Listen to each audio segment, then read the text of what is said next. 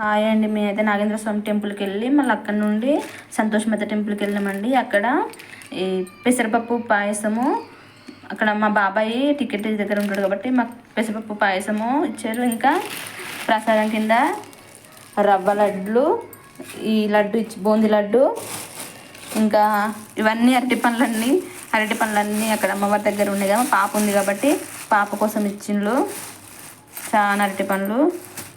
ఇంకొకటి ఫేమస్ ఏంటిదంటే అమ్మవారికి పుట్నాలు, బెల్లము ప్రసాదం అంటే చాలా ఇష్టము.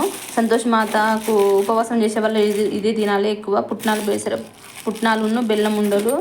అలాగే మనము పూజ అయిన తర్వాత మనకి ఇక్కడ ఒక కుంకుమ కూడా ఇస్తారు, సంతోషమాత కుంకుమ. మా పాపకు చిన్న పాప కాబట్టి ఆ పాపకు కూడా ఒకటి ఇచ్చిండ్రు. అట్లాగే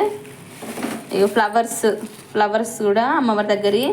ఇంకా మాకైతే అక్కడ తెలిసిన వేరే వాళ్ళు వాయనం కూడా ఇచ్చిండ్రు. Bye, subscribe my channel. ఇంకా కొన్ని వీడియోస్ ఉన్నాయి, సాయంత్రం అప్లోడ్ చేస్తా, చూడండి. నచ్చితే సబ్స్క్రైబ్ చేసుకోండి ప్లీజ్.